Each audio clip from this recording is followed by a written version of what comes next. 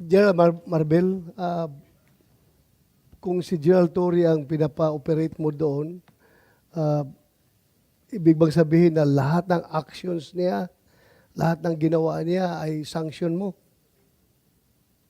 Opo, it's under po ng Philippine National Police po yan. So lahat ng ginawa niya, sagot mo? Yes, sir. Opo. Thank you.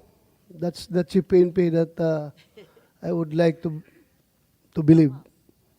Whatever your people does or fail to do, sagot mo. Diba?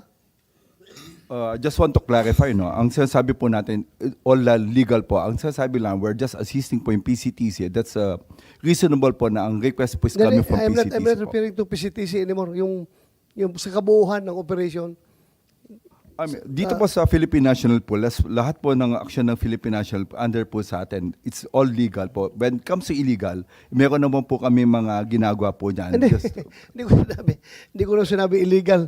Akin lang, basta yung ginawa ng tao mo, sagot mo. Dahil ikaw ang PNP, di ba? Dapat ganun. Yan man talagang kuhan natin, trabaho natin. Sagot ko kayo lahat dahil you are carrying out my orders. yes, sir. Tama po yan. Kasi ang mandate po ng CID is really to effect po yung mga warrants of arrest po. Okay, just for the record. Just for the record, Madam Chair. Thank you.